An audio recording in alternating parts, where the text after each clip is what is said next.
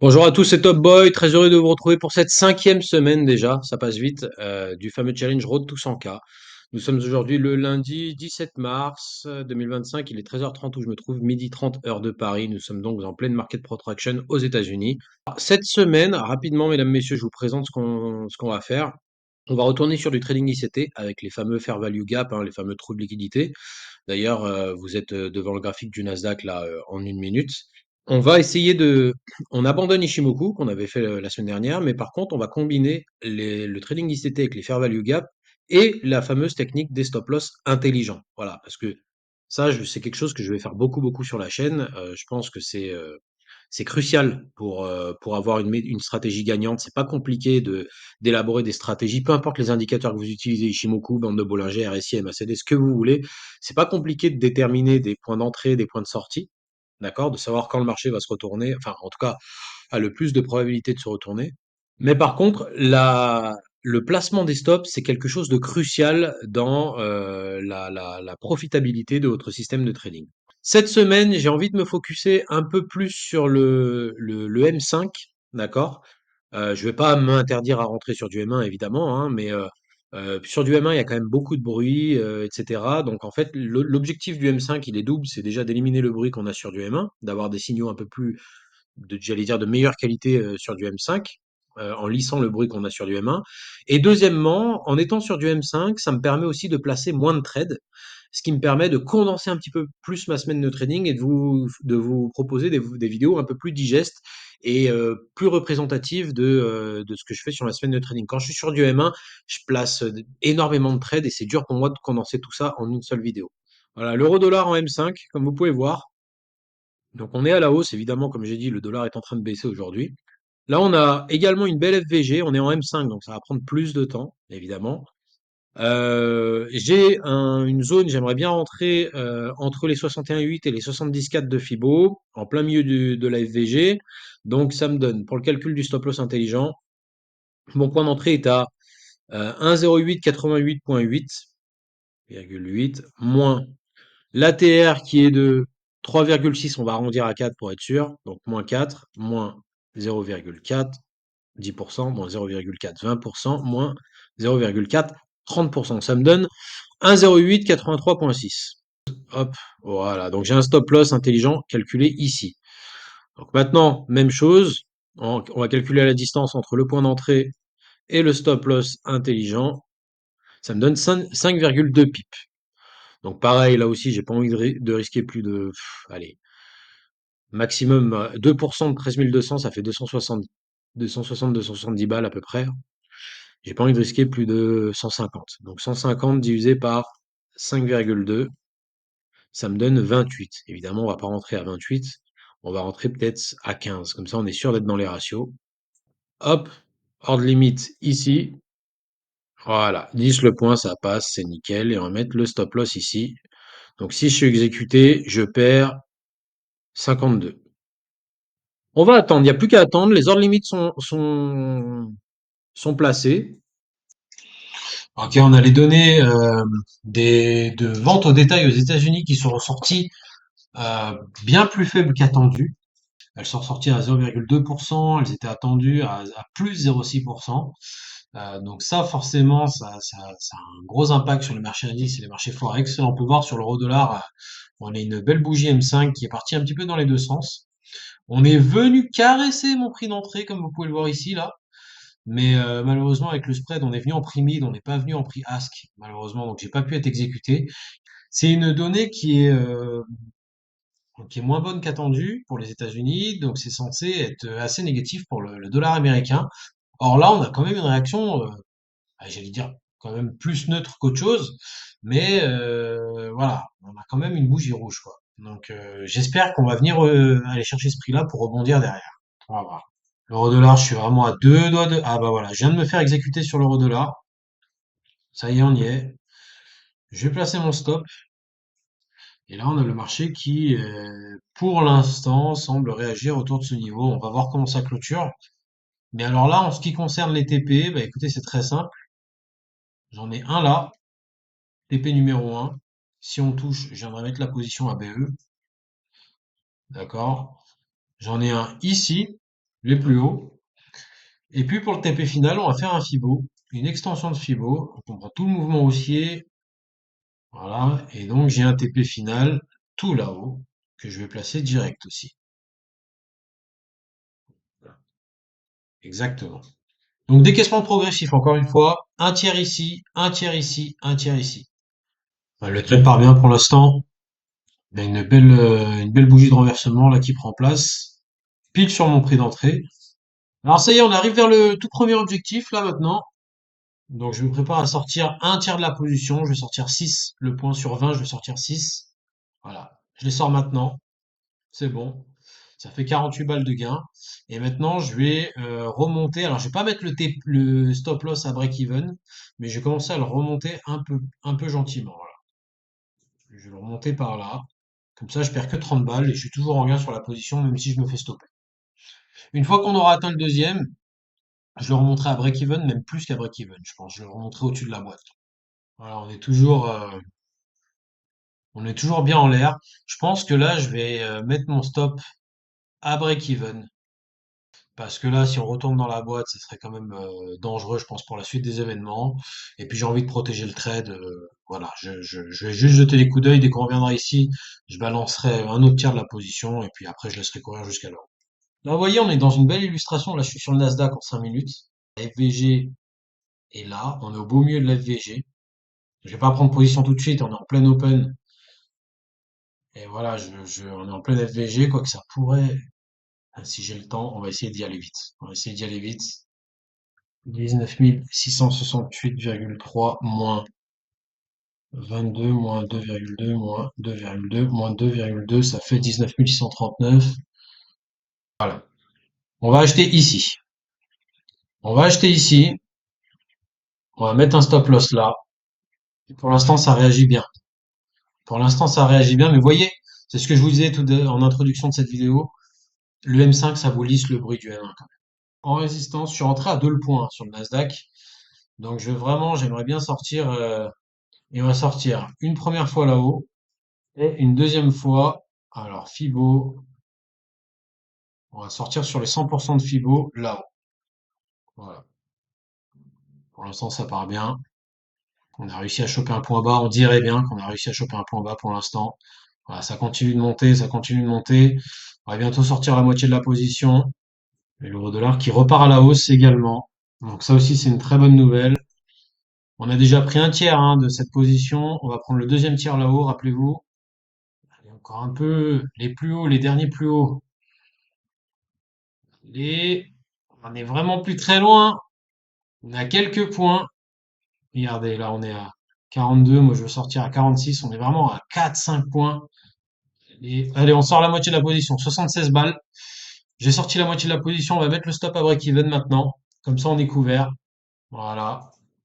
On est couvert sur le Nasdaq. Ça, c'est très bien. Que fait l'euro dollar? L'euro dollar qui continue de consolider finalement. Mais bon, on s'en fiche un peu parce qu'on est couvert également sur l'euro dollar. Regardez, mon stop est juste là, là. Le Nasdaq qui continue de pousser. On va sortir. Alors, là, je vous explique rapidement. On accélère très fortement vers le TP final. Le TP final il est vraiment pas loin, là. On a quelques points, encore une fois. On a une dizaine, quinzaine de points. Même si ça accélère, je vais quand même sortir toute la position. Pourquoi? Parce que, bah, il y a moyen qu'on aille encore au-dessus. Mais là, on est en train de faire des beaux trous de liquidité que je pense qu'on va revenir corriger. Ça me permettra de re-rentrer à ce moment-là. Mais déjà, on va sécuriser le profit. Voilà, encore un petit peu, encore un petit peu. Allez, on va sécuriser maintenant. On sécurise. Voilà, 112 balles. Très bien, très content. Donc c'est très très bien. Et maintenant, on va être vigilant. Regardez, on a une belle fair value gap qui s'est dessinée ici, là, et qu'on essaiera de jouer sur le retracement. Si retracement il y a, bien sûr. Mais c'est clairement risqué aujourd'hui. Bon, en attendant, l'euro dollar est à la hausse. Et dès qu'on chope le TP2, là, je remonterai mon stop juste en dessous du TP1, là. Voilà, et évidemment, je sortirai un tiers de la position. Encore une fois, sur le latent cumulé, on est à 250 balles de gain. Donc ça, c'est une bonne nouvelle. On va sortir un tiers de la position sur euro dollar. On vient de toucher mon stop, enfin mon TP2. Donc voilà, j'ai sorti 145 balles encore de gain sur cette position. On va remonter le stop. On va le remonter ici. Voilà, on s'assure encore 50 balles de gain sur cette position, donc ça c'est très bien. Et là, on va laisser courir jusqu'à là. Ça fait très haut, c'est vrai. Un tout petit peu avant même, voilà. Mais là, c'est bon. Là, on est à plus que break-even. On a pris combien sur l'euro-dollar? On a pris euro-dollar. On a pris 46 balles tout à l'heure. Là, on vient de prendre 42. D'accord. Donc, ça fait plus ou moins 200 balles. Et si je me fais stopper, c'est 50 balles en plus. Donc, ça fera 250 balles au total pour le trade. C'est très bien. Et si par contre, je me fais pas stopper et que je monte là-haut, c'est 290 balles en plus. Donc, 200 plus 290, ça ferait un petit peu moins de 500 balles. Rien que sur euro-dollar. Et ça, c'est magnifique. J'espère qu'on va y aller. Ça fait très haut. Il y a moyen qu'on n'y aille pas, mais on verra. Si je vois que le marché ralentit un peu avant, je sortirai, je laisserai quelques pips au marché, c'est pas grave.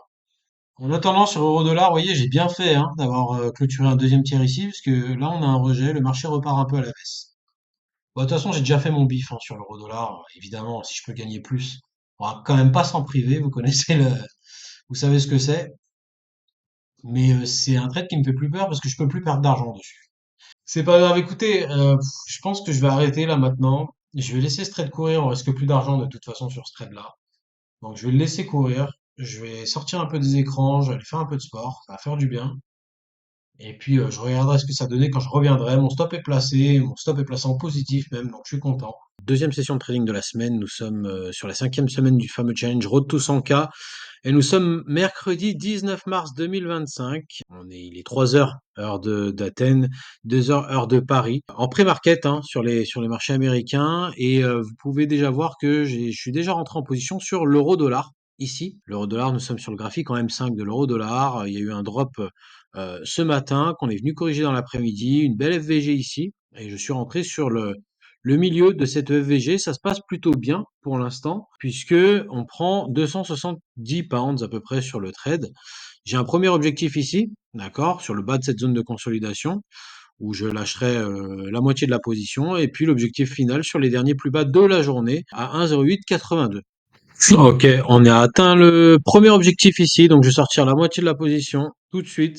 Voilà, ça fait 200 balles. C'est parti, voilà.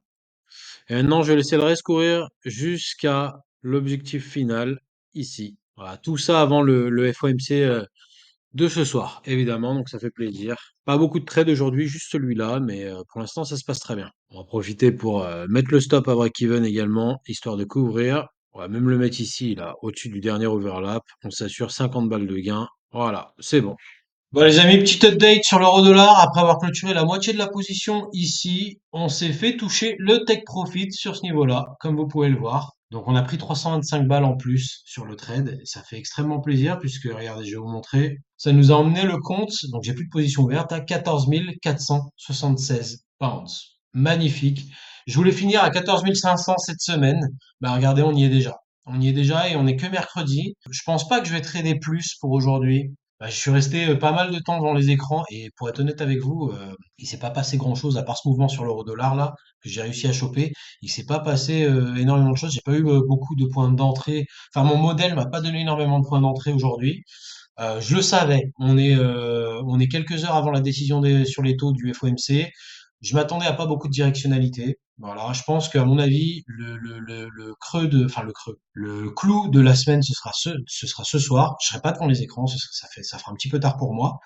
Mais demain et après-demain, alors demain surtout, parce qu'après-demain, ça va être un vendredi des quatre sorcières, des quatre sorcières. Oui, on est la fin d'un trimestre, on est le troisième vendredi du mois, donc ce sera un vendredi des quatre sorcières. Je vais peut-être éviter de le trader. On va voir, ou alors on fera du M1 vraiment très très court terme. Mais demain, par contre, demain, je vais essayer de faire une grosse journée et bah, du coup, on a presque atteint l'objectif de la semaine. On va essayer de taper les 15 000, voire les 15 500. Voilà, on va rêver grand.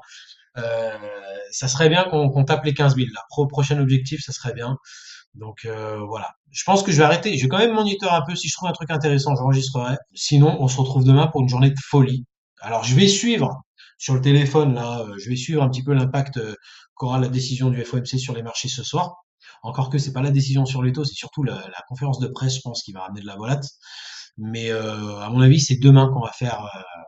Demain, il va se passer pas mal de choses, je pense. Vendredi, ça va être tendu. Vendredi, les quatre sorcières, c'est des journées où il y a beaucoup de contrats futurs et d'options qui arrivent à échéance. Ça provoque de la volate exacerbée sur les marchés. Je vais peut-être limiter, ou alors peut-être que je traderai mais avec des tailles de position plus petites. Surtout qu'en plus on a déjà atteint l'objectif, donc j'ai pas vraiment le besoin de faire de la performance. Mais voilà, en tout cas pour aujourd'hui, je suis très content. J'ai placé un seul trade, et on a gagné 200 plus 325, donc ça fait 525. Franchement, regardez, hein, on a fait 500, entre 500 et 600 balles lundi, on fait 500 balles aujourd'hui. J'ai pas tradé hier. Déjà, l'objectif de la semaine, vous voyez, il faut pas non plus tomber dans l'overtrading, il faut être là quand il se passe des choses. Aujourd'hui, là, ça a l'air facile, hein. J'ai fait 500 balles en un trade aujourd'hui, mais j'ai quand même passé pas mal de temps derrière les marchés sans rien faire. Hier, j'ai passé presque toute la journée devant les graphiques sans placer un trade. Donc ça aussi, là vous voyez ça pendant une vidéo de trois quarts d'heure, une heure, ça vous paraît court, mais vous n'êtes pas avec moi hein, quand j'attends pendant des heures que le marché bouge et que mon modèle me donne un point d'entrée, etc.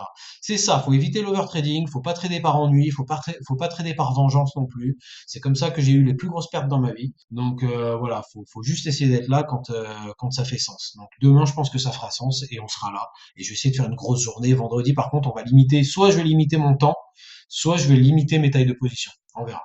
Bon, c'est tout pour moi aujourd'hui. Je vous dis à demain. Salut à tous, c'est Top Boy, très content de tous vous retrouver pour cette troisième session de trading de la semaine. Nous sommes toujours dans cette cinquième semaine du Challenge Road to 100K. Nous sommes donc jeudi 20 mars 2025. Il est actuellement 9h59 où je me trouve, 8h59 heure de Paris. Nous sommes à 40 secondes de l'ouverture des marchés européens. Rapidement, mesdames, messieurs, donc on a fait une très belle journée hier, comme vous avez pu le voir. Donc là, on va faire un petit topo sur ce qui s'est passé. Hier soir, il y a eu le FOMC. Alors, je vais pas rentrer trop dans les détails, mais j'ai pu voir que Jérôme Powell avait maintenu les taux directeurs là où ils étaient aux États-Unis. Par contre, on a eu des fortes réactions sur le Nasdaq, enfin sur les indices américains, Dow Jones, S&P, Nasdaq, et le dollar américain qui a un petit peu baissé également, puisque lors de la conférence de presse, alors il y a eu beaucoup de choses qui ont été dites pendant la conférence de presse, mais notamment ce qui a retenu l'attention des investisseurs, c'est que on a Jérôme Powell, un banquier central, qui voit toujours deux baisses de taux pour le reste de l'année, là, en 2025 aux États-Unis. Et ça a été perçu comme un signe extrêmement favorable par les investisseurs. Et c'est pour ça qu'on a eu un rebond sur le Nasdaq. Alors, rebond mesuré, c'est le rebond que vous voyez ici, là. Rebond mesuré quand même, puisque, regardez, et c'est important de prendre un petit peu de perspective avec ce graphique en 4 heures sur le NQ. Donc, on a toujours invalidé cette ligne de tendance baissière, enfin, ce canal descendant qu'on avait depuis fin février sur le Nasdaq. Mais voilà, le rebond a eu lieu, mais on se trouve toujours à l'intérieur d'une figure en drapeau. Ici, comme vous pouvez le voir, les figures en drapeau, comme certains le savent, sont les figures d'analyse technique qui ont les plus hauts taux de fiabilité. Drapeau, fanion et biseau de continuation sont les figures de continuation. Donc, moi, honnêtement, tant qu'on n'aura pas fait un nouveau plus haut, là, au-dessus des 23,6, comme on est en train d'essayer de faire aujourd'hui, voire même au-dessus des 38,2, je penserai pas à un renversement haussier sur le Nasdaq. Faudra vraiment qu'on sorte, qu'on s'extirpe par le haut de cette figure en drapeau, mais tant qu'on sera à l'intérieur, mon biais moyen terme sur les indices américains, ça serait une poursuite de la baisse. Voilà. Donc pour l'instant, il y a pas de quoi s'affoler. Donc ça, c'était pour planter un petit peu le décor. Aujourd'hui, on n'a pas, enfin si, on a, pardon, on a quelques annonces économiques importantes, évidemment. Donc aujourd'hui, on a la décision sur les taux directeurs en Suisse par la Banque nationale suisse, là dans quelques minutes, dans une petite demi-heure à peu près. On a la décision sur les taux de la Banque d'Angleterre également, ce qui devrait avoir un impact sur les paires en GBP, évidemment. Et puis, on a quelques statistiques économiques encore aux États-Unis avec les inscriptions hebdomadaires au chômage, l'indice manufacturier de la Fête de Philadelphie et la vente de logements existants. Toujours aux États-Unis, un peu plus, donc ce sera plus en début d'après-midi. Alors pour l'instant, regardez, là, on est passé sur le graphique du DAX, on est sur une open en hausse, mais il n'y a pas grand-chose à faire. Regardez, on range toujours. Euh, il n'y a pas vraiment de point d'entrée sur le DAX, il n'y a pas vraiment de choses sympathiques à faire. Par contre, sur l'euro-dollar, on a peut-être des configurations assez intéressantes. Regardez, là j'ai une zone de prix. Alors on est déjà dans une FVG, j'ai celle-ci ici qui pourrait être intéressante. Là on a l'euro-dollar à la hausse, donc moi je me verrais bien vendre. On a un beau point short ici à 10 889, enfin à 0,889 pardon. Donc, je vais peut-être commencer par placer un ordre limite ici. On va faire le calcul ensemble pour le stop loss intelligent. Alors, 1,08 89,9, voilà. Plus la TR qui est à 4,93, on va arrondir à 5 pour être sûr. plus 0,5, plus 0,5, 20%, plus 0,5, 30%. Stop loss intelligent à 1,0896.4.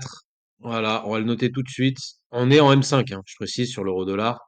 Voilà. Et on va le mettre épais pour que vous puissiez le voir. Donc j'ai un stop loss ici. On va calculer la distance. Donc moins le prix d'entrée à 1,0888,9. 7,5 pips. C'est le premier trade de la journée. Évidemment, attendez, je vais vous montrer à combien on a clôturé hier. Regardez, on a 14 476 pounds sur le compte. Voilà, donc 7,5. Alors attendez, on va calculer. 14 476 fois 0,02 pour sortir les 2%, ça nous donne 289 pounds de risque maximum. Voilà, par position. J'ai pas envie de risquer plus de 150 balles sur ce trade. Allez, 180, on va dire. Donc, on va faire 180 divisé par 7,5 pips et ça nous donne 24. Voilà. Donc, je peux ouvrir une position maximum à 24 pounds le point. On va se mettre à 20. Je pense que ça suffit.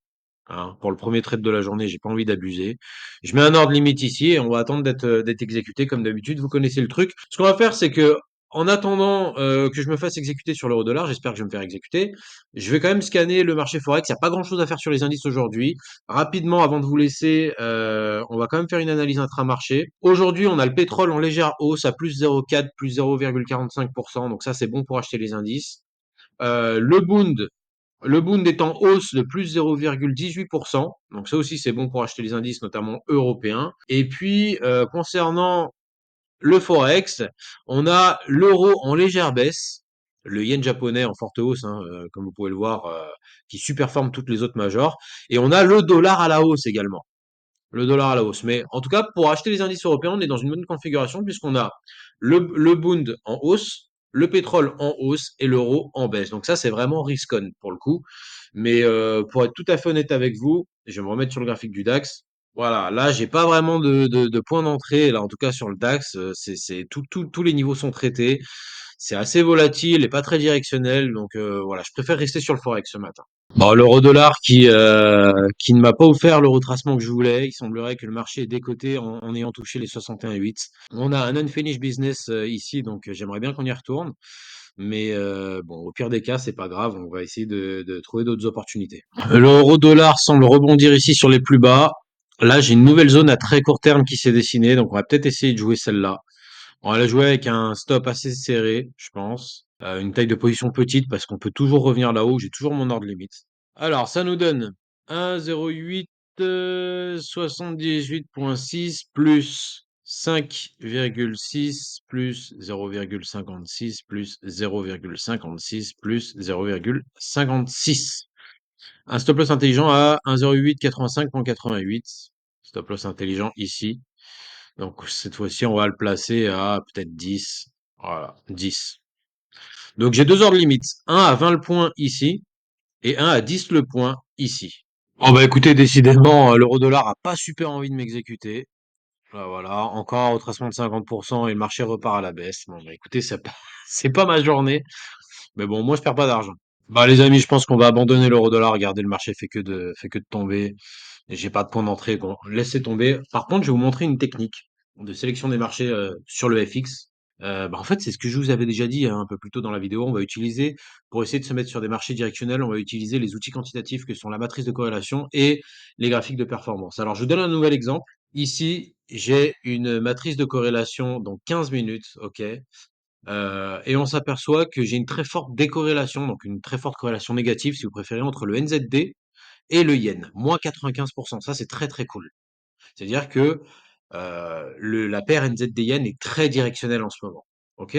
Donc je sais d'ores et déjà qu'il faut que je me mette sur cette paire. Facile. En un coup d'œil, je sais où je vais. Maintenant, on va regarder le graphique de perf. Le graphique de perf me dit, alors on va isoler les paires, euro, hop, hop, hop, yen, on va laisser yen et NZD. On s'aperçoit que le yen japonais superforme le NZD, que la tendance est haussière sur le yen japonais et baissière sur le NZD. Donc on va plutôt chercher à shorter le NZD yen. Vous voyez, là aussi, ça m'a pris 30 secondes. Hein. Donc maintenant, à partir de là, on va se mettre sur le graphique du NZD yen. Voilà, graphique NZD yen ici. Et j'ai une belle FVG ici. Voilà, en plein sur les retracements 61,8 et 70,40. Donc je pense que je vais essayer de viser le milieu de cette boîte-là, à 8570,9. On va calculer Le stop loss intelligent, 8570,9 plus l'ATR est à 5,54, on va arrondir à 5,6, plus 5,6, plus 0,56, 10%, 0,56, 20%, 0,56, 30%. 8578,18. Donc ça, c'est mon stop loss intelligent. En rose, comme d'hab, en épais, 8578,18. Ça me donne un stop loss intelligent ici. Maintenant, comme d'hab, on calcule la différence entre ça et le point d'entrée. Point d'entrée qui est à 8570,8. J'ai 7,38 pips. J'ai pas envie de risquer plus de, allez, 200 balles sur ce trade. Donc 200 divisé par 7,38. 27,10 le point. Comme d'habitude, on va rentrer à, allez, 25 le point. Je pense que c'est bien. 25 le point, et on va se mettre ici. J'espère que, enfin, j'ai plus qu'à attendre que le marché revienne ici. Bon, s'il y revient pas, comme sur l'euro-dollar tout à l'heure, bon, bah, il y revient pas, mais en tout cas, parce que c'est vrai qu'on est sur un marché très directionnel. Regardez, hein, là, on est en M5, ça fait que de baisser, quoi. Ça fait que de baisser depuis, bah, c'est simple, ça fait que de baisser depuis le tout début du graphique, en fait, M5, voilà. Mais nous, on essaie de choper un mouvement de très court terme. On peut retracer jusqu'ici, j'espère en tout cas qu'on va le faire, mais voilà. Globalement, les amis, voir le yen japonais qui monte, c'est plutôt un sentiment risk-off, hein, des investisseurs, on l'a dit et répété. Le yen japonais, c'est une valeur refuge sur le FX. Donc, bon, j'espère qu'on va aller là-bas. Et puis, si on arrive à aller là-bas, on calculera les points de sortie par la suite. Bon, bah écoutez, le NZDN n'a pas super envie de me donner le point d'entrée que je voulais non plus. Très frustrant ce matin, hein, beaucoup de temps passé derrière les écrans pour rien. Bah écoutez, c'est pas grave, on va continuer de monitorer ça. J'espère que j'aurai d'autres points d'entrée qui se dessineront dans l'après-midi. Ok, de retour pour ce jeudi 20 mars. Il est 15h24, 14h24 heure de Paris. Nous sommes donc à 6 minutes, un peu moins de 6 minutes de l'ouverture des marchés, de l'ouverture de New York en fait, tout simplement. Et pour l'instant, c'est pas une très belle journée. Regardez, je vous montre rapidement. On est négatif. On a pris des gains sur l'euro yen 27,30. On a perdu 136 balles sur le GBP yen à cause de l'annonce de la Banque d'Angleterre sur le changement de la politique monétaire. Puis après, ouais, on a reperdu GBP NZD parce que en fait, j'ai voulu acheter le GBP face au NZD sur un retracement suite à l'annonce. Et puis finalement, je me suis fait stopper. Et puis là, je me suis fait stop loss à break-even, à la fois sur GBP NZD et sur Euro Yen. Donc franchement, c'est pas une très belle journée. On est à moins 120 pour l'instant sur la journée. On va essayer de voir. Là, je suis sur le Nasdaq en 1 minute. On a une zone ici pour un petit short éventuellement. On va voir un petit peu ce que nous disent. Je suis pas très à l'aise avec le short Nasdaq, pour vous dire honnêtement, parce qu'on a regardé, je vais vous montrer. On a les marchés obligataires américains qui grimpent, donc les rendements obligataires à 10 ans qui descendent. Là, depuis ce matin, on a perdu 8 points de base, ce qui est énorme en moins d'une journée.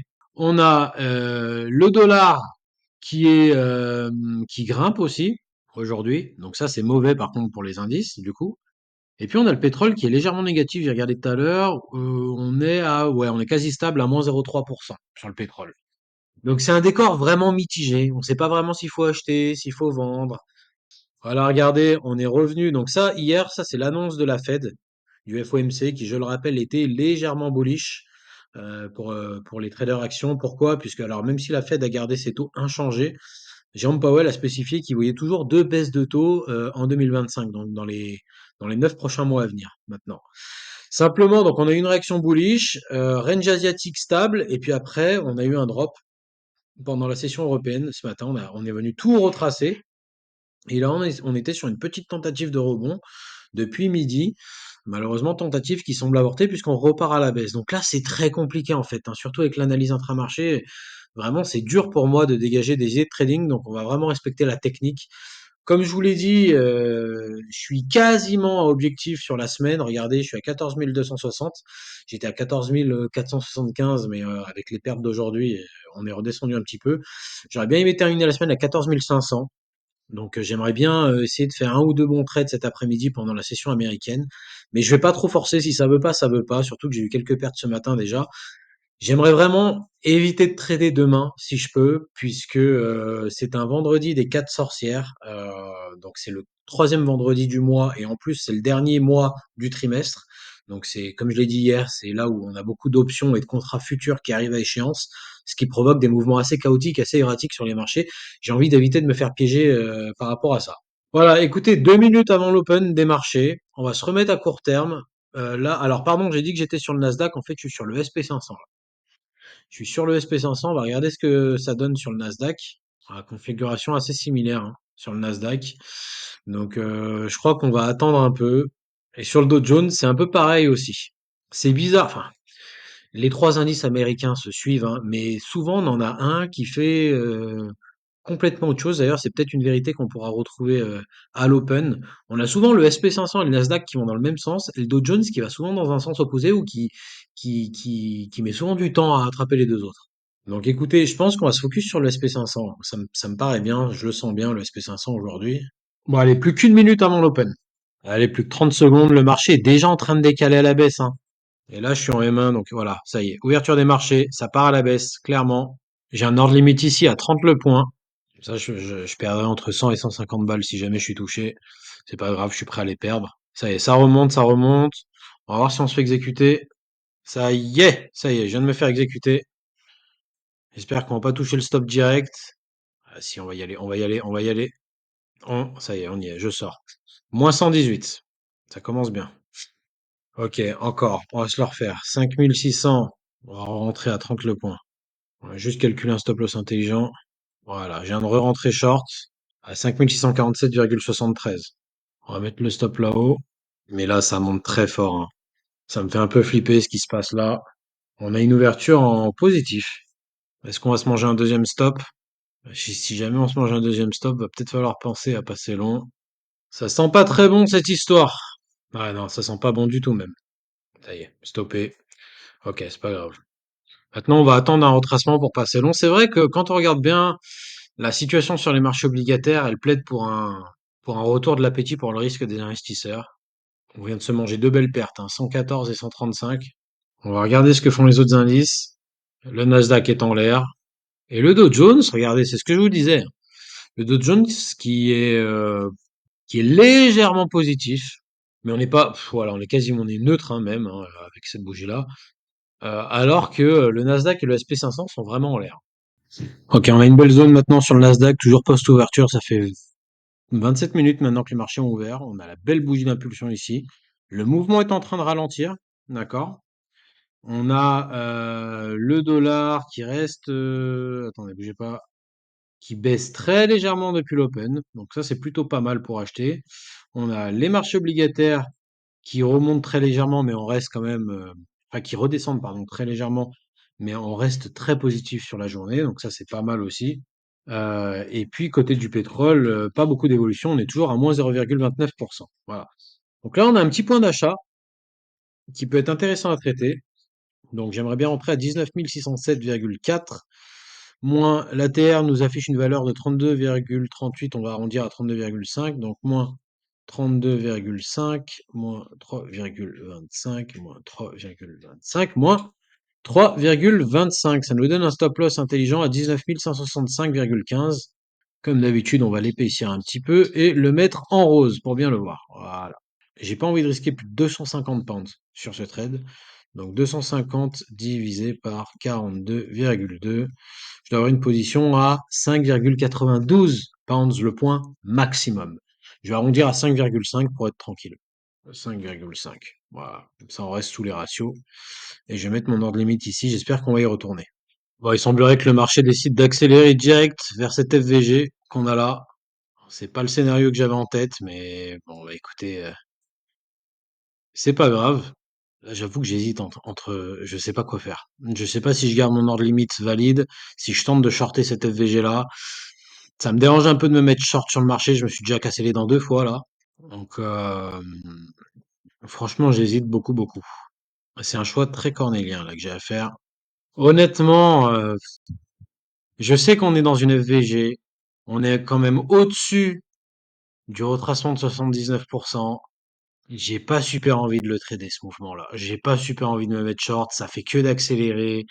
Les marchés obligataires montrent que le cash est gravement en train de revenir dans le marché. J'hésite beaucoup. Il devrait y avoir un retracement de toute façon. On va pas monter jusqu'au ciel, hein, mais Quand même, j'hésite beaucoup. On peut essayer de le tenter avec une petite taille de position. On peut se mettre à 2 le point, éventuellement, si on retourne là-haut. Bon, j'ai tenté à 2 le point ici, là. Je suis rentré à 2 le point, j'ai mis un stop là-haut. Si je perds, c'est 78 balles en moins.